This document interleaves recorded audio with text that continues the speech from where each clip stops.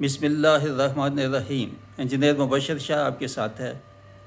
بہت اہم اور ہم سب کے لیے اور ملک کے لیے بیان ہے، ملک کو بچانے کا اور ملک کی حفاظت کرنے کا بیان ہے، اور ان صاحب اقتدار تک اس کو پہنچانے کی ذمہ داری نہ صرف میری ہے بلکہ آپ سب کی ہے۔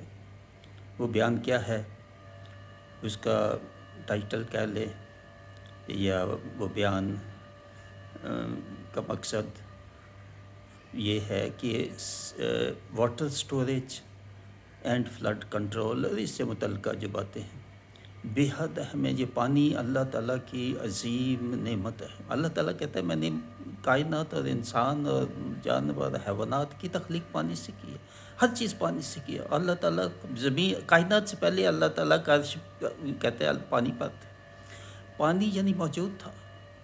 ہماری کائنات بننے سے پہلے پانی موجود تھا، تو اتنی زیادہ اس کی اہمیت کہ اللہ تعالیٰ نے کہا میرا عرش پانی کے اوپر تھا۔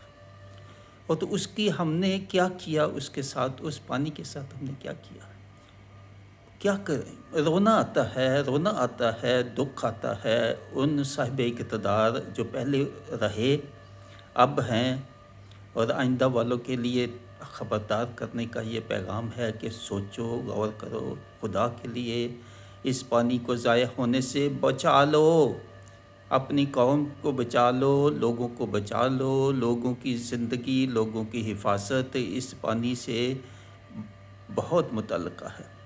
ہندوستان اب دریاؤں میں پانی جب جی چاہتا ہے چھوڑ دیتا ہے، وہ پانی بجائے اس کے کہ ہم اس کو سٹور کریں، ہم اس کو آئندہ کے لیے استعمال کے لیے ضائع ہونے سے بچائیں، وہ پانی سمندروں میں چلا جاتا ہے۔ بارشیں زیادہ ہوتی ہیں، فلیش فلڈز درجنوں دفعہ پاکستان میں آ چکے ہیں۔ وہ فلڈز جو ہیں بے شمار بہت زیادہ نقصان ہوتا ہے اور ہوا ہے، کتنے دو درجن آسانی سے یا 3 درجن آپ کاؤنٹ کر سکتے ہیں۔ کم پچھلے 30-35 سالوں میں ہی دیکھیں، 1 درجن سے زیادہ بڑے فلڈز پچھلے 3-4 سالوں میں جو فلڈ آیا، 1/3 پاکستان اس میں ڈوب گیا۔ اور یہ نقصان جو ہے مالی اور جانی اور فصلوں اور حیوانات اور باقی دیگر نقصان، معیشت کا نقصان، فصلیں برباد اور مہنگائی اسی سے آگے پھر نکلتی ہے، چلتی ہے، پھر اس سے قرضے لیتے ہیں پاکستان، اور اربوں کا نقصان ہو جاتا ہے قریباً ہر سال۔ مگر اس پہ کیا توجہ ہے، اس پہ کیا فوکس ہے، کیا ہے؟ میرا سوال ہے حکومت سے، وفاقی، صوبائی اور متعلقہ اداروں سے، یہ جو فلڈ مینجمنٹ کا ادارہ ہے، فلڈ کنٹرول کا ادارہ ہے، اریگیشن کی منسٹریز ہیں، اریگیشن کے اعلیٰ افسران جو ہیں، یا فلڈ کنٹرول کے اعلیٰ افسران، ان سے سوال ہے کیا ہے آپ سے پہلے جو تھے انہوں نے، اور اب اتنے سالوں میں کچھ بھی نہیں کیا۔ ہر سال جو فلڈز آتے ہیں اور پتہ ہے کہ آئندہ بھی آنے ہیں، آئندہ زیادہ آئیں گے شدت سے، جب دشمن بھی اس کو ایک ویپن استعمال کرنا چاہ رہا ہے پانی کو، تو آپ کیا صرف نعرے لگانے سے اور دھمکیاں ان کو دینے سے تو کام نہیں چلے گا۔ یہ سمجھو کہ انہوں نے کرنا ہے، ہم نے کیا بچاؤ کرنا ہے، اپنے بچاؤ کی ترکیب سوچو۔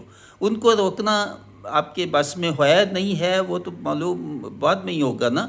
مگر اگر وہ فلڈ چھوڑ دیں دریاؤں میں، آپ کے بند ٹوٹ جائیں، بڑے بڑے شہر آپ کے ڈوب جائیں، اس کا احساس کس کو ہے اور اس کے لیے کیا ہے؟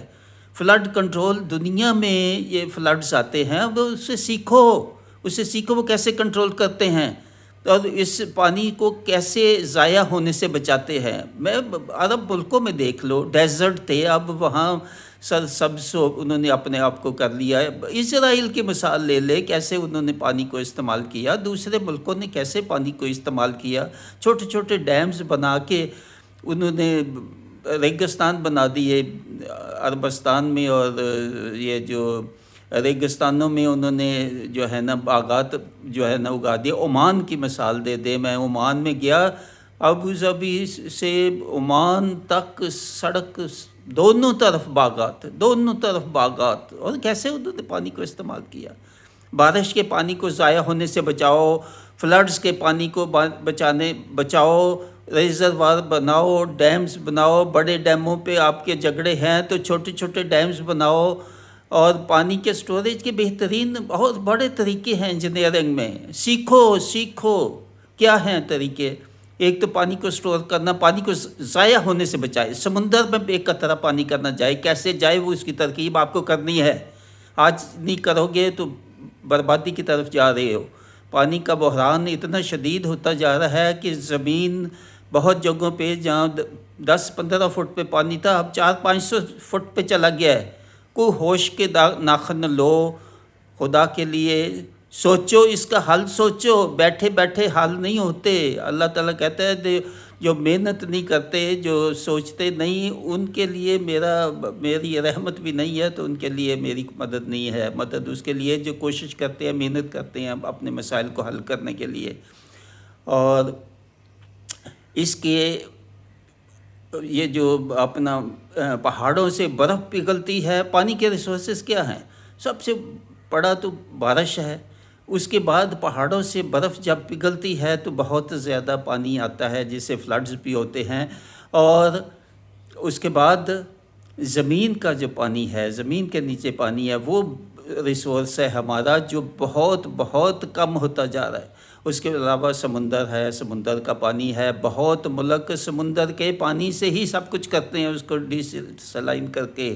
یو اے ای کی مثال لے لیں، کیسے انہوں نے ڈی سیلینیشن پلانٹس سمندر کے اوپر بنا کے تو سب اسی سے پانی لیتے ہیں، پینے کا ہو تو زراعت کا ہو تو کوئی اور کیا، سارا استعمال وہ ان سے انہوں نے بڑی بڑی پائپ سارے ملک میں پھیلا دی، سمندر کے پانی سے کرتے ہیں۔ بارشیں بھی نہیں بہت کم ہوتی ہیں، جب ہوتی ہیں تھوڑے وقفے کے لیے، اور جو بارش ہوتی ہے انہیں چھوٹے چھوٹے ڈیمز ریگستان میں بنائے ہوئے ہیں۔ مجھے معلوم ہے شیخ زائد خود جا کے شیخ زائد وہاں دیکھتا تھا ان کو، اس کے ٹورز کی آپ ویڈیوز پرانی دیکھیں، وہ خود ٹورز کرتا تھا اور ان کو انسٹرکٹ کرتا تھا اور مانیٹر کرتا تھا کہ کیسے اتنی اہمیت تھی یہ درختوں کی کہ شیخ زائد کا ایک واقعہ جو میں بھی وہیں تھا مجھے معلوم ہے، اس نے چیف انجینئر کو ڈسمس کر دیا، یہ جو میونسپیلٹی تھا، کیوں کیا کہ سڑک سے گزر رہا تھا تو ایک درخت وہ روز دیکھتا تھا سڑک کے پاس، تو ایک دن اس نے دیکھا درخت نہیں ہے،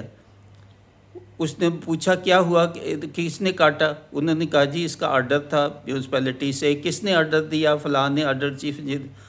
اس نے چیف انجینئر کو بلایا، کیوں اس کو کاٹا، اجازت دی؟ اس نے کہا جی یہاں سڑک آ رہی ہے تو اس لیے۔ اس نے کہا سڑک کا رخ موڑ سکتا تھا، درخت پہ پتہ نہیں کتنے سال لگے، کتنا پانی اس پہ دیا، کتنے لوگوں کی محنت اس پہ لگی ایک درخت پہ۔ اور یہ نصیحت ہے خدا کے لیے، ہمارے لیے نصیحت ہے، ہر کسی بندے کسی کی بھی نصیحت جو ہے وہ اس کو پکڑو۔ شیخ زائد نے اس کو ڈسمس کر دیا ملازمت سے، ایک درخت کاٹنے سے اس کو ڈسمس کر دیا۔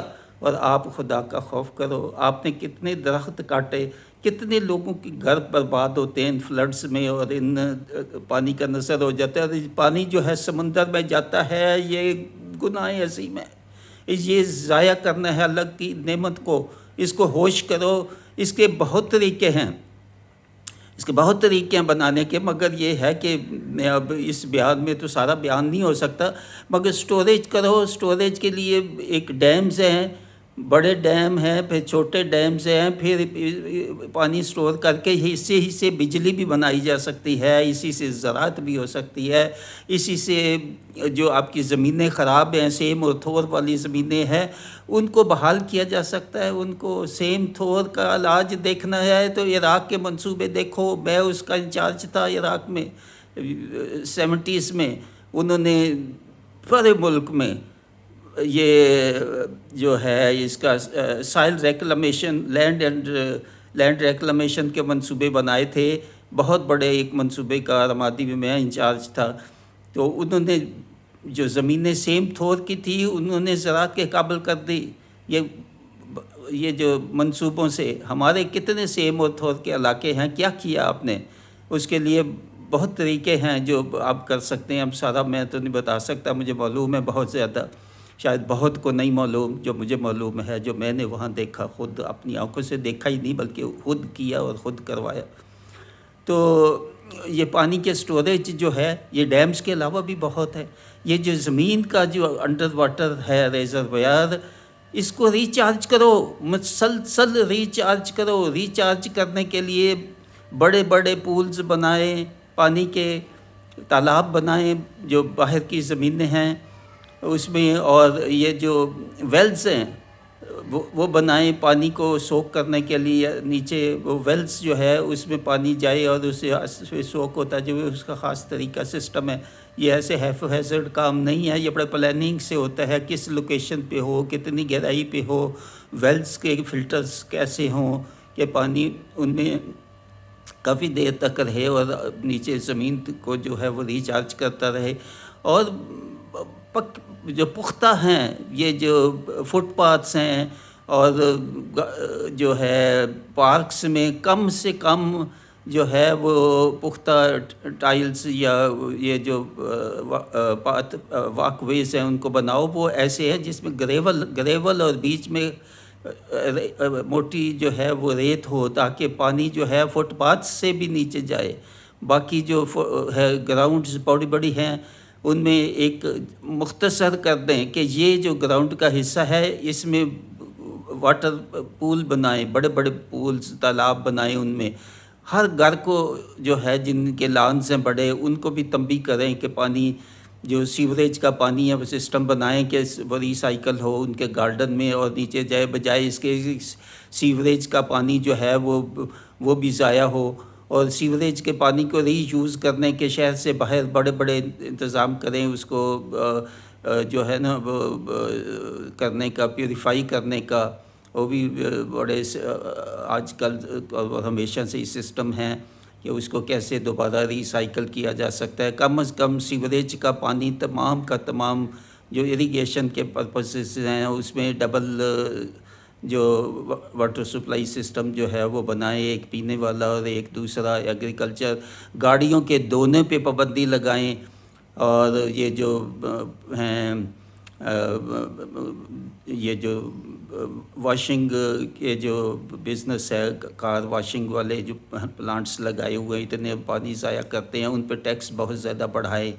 کمرشل انڈسٹریل یوز جو ہے پانی کا اس پہ زیادہ سے زیادہ ٹیکس لگائیں. اور یہ جو ہوم یوزرز ہیں ان پہ بھی ریسٹرکشن لگائیں کہ اتنے فیملی کے ممبر ان کے لیے اتنا، اس سے زیادہ ہو تو اس پہ بہت زیادہ ٹیکس کر دیں. ریسٹرکٹ کریں یوز. پانی کا بہت ویسٹ ہوتا ہے. مسجدوں میں وضو کے لیے بہت یوز ہوتا ہے. میں بہت مسجد جو ہمارے قریب ہے ان میں بہت کہتا رہتا ہوں کہ جی یہاں نوٹس لگائیں، لوگوں کو سکھائیں کیسے وضو کرنا ہے کیسے. تو وہ 7-8 سال سے یہ کہہ رہا ہوں مگر کوئی توجہ نہیں، کوئی دھیان نہیں. اور باتوں پہ بہت دھیان ہے، ان باتوں پہ واٹر ہے، انرجی ہے، پیٹرول ہے، گیس ہے. اور پانی کا جو استعمال عقل مندی سے اور کیا جائے، کم کیا جائے، اس پہ بالکل توجہ نہیں ہے. نہ مسجدوں میں توجہ ہے، نہ گھروں میں توجہ ہے، نہ کہیں اور، نہ حکومت کے اداروں کہ جو ہے وہ ان کو خود جو ہے نا کوئی ہوش آتی ہے یا اس پہ کوئی توجہ بہت دیتے ہیں کہ اس کو ٹھیک کرے. کسی طرح سے بھی پانی کا ضیاع اللہ تعالیٰ کی لعنت ہے، اللہ تعالیٰ کے عذاب کی پیش گوئی ہے. یہ عذاب کیوں آ رہے ہیں؟ ہم پانی کو ضائع کرتے ہیں، بجلی، ہم گیس، ہم پیٹرول، اپنے وسائل کو ضائع کرتے ہیں لوگوں کی خدمت کے بجائے. اپنے امیر لوگ جو ہیں اپنے عیش و عشرت سے ہی ان کو فرصت نہیں ملتی. وہ یہی سمجھتے ہیں کہ یہ جو عذاب آتے ہیں، یہ فلڈز آتے ہیں، یہ بارشوں سے نقصان ہوتا ہے، یہ تو غریبوں کے لیے ہی ہوگا، ہم تک نہیں پہنچے گا. خدا کے لیے اللہ کا عذاب جب آئے گا نہ امیر بچیں گے نہ غریب بچیں گے. یہ نہ سوچو کہ ہمارے گھر تو اس جگہ پہ ہے تو یہ تو بڑی اونچی جگہ ہے اور اس میں تو حکومت نے بڑا انتظام کیا ہوا ہے، یا یہ خاص علاقے ہیں ان تک تو پانی پہنچ ہی نہیں سکتا. جب پانی پہنچا تو آپ کے گھروں کے اوپر سے پہنچ جائے گا، نکل جائے گا. آپ کو ہمالیہ پہ بھی چلے جائیں گے تو بچ نہیں سکو گے. اللہ تعالیٰ کہتا ہے چھوٹے چھوٹے عذاب ان سے سبق سیکھو، ان کو مہلت سمجھو. اپنی اعمال ٹھیک کرو، پچھلے گناہوں سے توبہ کرو، آئندہ اصلاح کرو، گناہوں سے بچنے کا عہد اللہ تعالیٰ سے کرو کہ آئندہ نہیں کرو گے۔ گناہ کیا ہے؟ ان میں صرف نماز سے روزے کی نہیں ہے، اس میں پانی، بجلی اور گیس اور پٹرول اور اسراف، اپنے اخراجات، گھریلو اخراجات۔ میں کتنے سالوں سے کہہ رہا ہوں، پتہ نہیں کتنے میرے بیان پہلے ہیں اس پہ، کہ 30 سے 50% اخراجات کم کرو، 30 سے 50% پانی کا، بجلی کا، گیس کا، پٹرول کا یہ استعمال کم کرو۔ اور یہ پیغام امیروں کے لیے ہے۔ امیروں کے عیش و عشرت کی زندگی اور ان کے اپنی دولت کا غلط استعمال سے غریبوں پہ افیکٹ ہوتا ہے۔ غریب اس سے بہت متاثر ہوتے ہیں جب امیر لوگ جو 1 کلو کیا 1 پاؤ گوشت بھی شاید مہینے میں نہیں لے سکتے، اور امیر جو ہیں ان کی وجہ سے گوشت کی دکانوں پہ 11-12 بجے کے بعد گوشت نہیں ملتا، وہ کلو کے حساب سے نہیں لیتے، وہ کہتے ہیں یہ بکرا اتار دو اور کاٹ دو اور ہمیں دے دو۔ خدا کا خوف کرو، اپنے آس پاس کے لوگوں کو بھی دیکھو، ان کی رہائش کیسے ہے، ان کے مکان کیسے ہیں، وہ مکان کے بغیر ہیں، مکان میں ہیں، مکان سے باہر ہیں، ان کے پاس کھانے کا ہے، پینے کا ہے، بچوں کی تعلیم، علاج کا ہے کہ نہیں؟ کہ آپ اپنے محلوں میں اور بڑی بڑی جو آپ کی بلڈنگیں ہیں، آپ کے گھر ہیں کئی کنال کے یا 1 کنال کا یا بڑے، تو آپ تو عیش و عشرت میں رہ رہے ہیں، باقی آس پاس کا بھی کوئی خیال ہے آپ کو؟ میرا پیسہ میری مرضی، میرا جسم میری مرضی، اسی پہ چلے گا یا اللہ تعالیٰ کی حدود پہ چلنا ہے؟ اگر اللہ تعالیٰ کی حدود کے مطابق زندگی نہیں گزارو گے، سیلاب بھی آئیں گے، زلزلے بھی آئیں گے، وبائیں بھی آئیں گی، اور غربت بھی آئے گی، اور ہر قسم کی تکلیفیں آئیں گی، مصیبتیں آئیں گی، گھروں میں نا اتفاقی ہوگی، گھروں میں لڑائی جھگڑے ہوں گے، آپس میں وراثت میں جھگڑے ہوں گے، دولت مندوں کی دولت جو ہے اس پہ کیوں اللہ تعالیٰ نے کہا 4 دفعہ قرآن میں کم از کم آتا ہے کہ آپ کے لیے سب سے بڑا فتنہ کیا ہے؟ آپ کے لیے سب سے بڑا فتنہ آپ کا مال اور آپ کی اولاد ہے۔ آپ وہ مال جو حرام کمایا، پہلی تو یہ چیز ہے، حرام کو چھوڑ دو، اور وہ مال جس پہ اللہ تعالیٰ نے کہا کہ آپ اولاد پہ جو ہے ان کے جائز ناجائز اخراجات کو پورا کرتے ہیں، اولاد کے لیے جمع کرتے رہتے ہیں، ان کے تعلیم اللہ جو ہے کالجوں یونیورسٹیوں میں ہو بلکہ ملک سے باہر ہو، اور ان کے جائز ناجائز مطالبات، ان کو گاڑیاں لے کے دینا، ان کو باقی ایسی سہولتیں دینا جو عام آپ کے آرٹس پڑوس کے غریب سوسائٹیز جو ہیں، ہر بڑی سوسائٹی کے ساتھ ایک غریبوں کی سوسائٹی ہوتی ہے، غریبوں کی ایک علاقہ جن کو بہت دفعہ کچی آبادی کہتے ہیں، ان لوگوں کا بھی خیال کرو۔ اپنی عمارت کے نشے میں زندگی مت گزارو۔ ہوٹلوں میں ایک کھانے پہ آپ 15-20 ہزار یا اس سے بھی زیادہ آپ دے کے تو کھانا کھاتے ہیں ایک وقت کا، جبکہ غریب لوگوں کے پاس 500 روپے بھی نہیں ہے کہ وہ بچوں کو ایک وقت کا 500 میں بھی کھانا کھلا سکے۔ اور خدا کا خوف کرو، اللہ سے ڈرو، یہ اپنی خواہشات کو کنٹرول کرو۔ اپنی خواہشات کو کنٹرول نہ کرو گے تو یہ عذاب نہیں جائیں گا، اس سے بڑے عذاب کی آگے توقع رکھو۔ اللہ تعالیٰ کہتا ہے کہ وہ عذاب جس کو اللہ تعالیٰ نے عذاب الکبیر یا عذاب الاکبر یا عذاب عظیم مختلف جگہوں پہ قرآن مجید میں کہا، اس سے بچ جاؤ۔ اس سے بچنے کا ایک ہی طریقہ ہے، میرا 15 اگست 2023 یوٹیوب پہ مفصل بیان ہے اسی بارے پہ کہ ہمیں کیا کرنا چاہیے۔ میں نے کہا ایک ہی حل ہے ملکی معیشت اور ملکی حالات کو بہتر کرنے کا، اللہ تعالیٰ کے عذابوں سے بچنے کا ایک ہی حل ہے جو میں نے اس میں بتایا، وہ مکمل سنیں۔ یہ جو بیان اس کا ٹائٹل جو ہے وہ ہے people and leaders of Pakistan, message for people and leaders of Pakistan. یہ 15 اگست 2023 بینات القرآن میرا چینل، انٹر کریں، آگے لکھیں people and leaders of Pakistan تو یہ آ جائے گا۔ اس کو سنو، اس بیان کو، اور عمل کرو، جو کہا ہے وہ کرو۔ اگر نہیں کرو گے تو اس کا بھی میں نے بتا دیا، پھر کیا نتیجہ کیا اس کا نکلے گا۔ اللہ تعالیٰ کی ناراضگی اور شدید ناراضگی ہوگی تو پہلی قوموں سے جو ہوا آپ کے ساتھ بھی وہی ہوگا۔ اللہ تعالیٰ کہتا ہے میری سنت نہیں بدلتی، جو پہلے لوگوں کے ساتھ ان کی نافرمانیوں کی وجہ سے، اور اللہ تعالیٰ نے گنا کے بتائی ہیں نافرمانیاں۔ کسی جگہ انسانوں کے حقوق کو چھینا انہوں نے، کسی جگہ ظلم کیا، فساد کیا، کسی جگہ اللہ تعالیٰ کی کوئی اور نافرمانی کی، پیغمبروں کا مذاق اڑایا، پیغمبروں کی باتیں نہ سنی، اور دھوکہ دیا بزنس میں، کاروبار میں، لوگوں کو لوٹتے تھے، سڑکوں پہ بیٹھ کے سائڈوں پہ ڈاکے ڈالتے تھے، لوٹتے تھے مختلف طریقوں سے۔ کرپشن جو ہے وہ سب سے پہلے، اور حرام رزق جو ہے کمانا، رزق جس کا حرام ہے اس کی تو نہ عبادت کوئی یقین ہے کہ ہوگی قبول، اور نہیں شاید مشکل ہی ہے۔ اور پھر زکوٰۃ جس نے نہیں دی، حلال مال سے زکوٰۃ بھی جس نے نہیں دی وہ بھی بہت بڑا مجرم ہے۔ دو چیزوں کا خاص طور پہ اللہ تعالیٰ نے کہا ہے، ایک حقوق اللہ میں سے سب سے جو پہلا ہے وہ نماز کا بتایا، اور حقوق العباد میں سب سے پہلا جو ہے وہ نماز کا ہے۔ نماز اور زکوٰۃ کا اکٹھا ایک ہی آیت میں کتنی دفعہ ذکر آیا ہے، یہ میرے معلوم نہیں کتنے اب نمبر 10 ہیں 12 ہیں بیان، نماز اور زکوٰۃ، اسی بینات القرآن، نماز اور زکوٰۃ، وہ بھی سنیں۔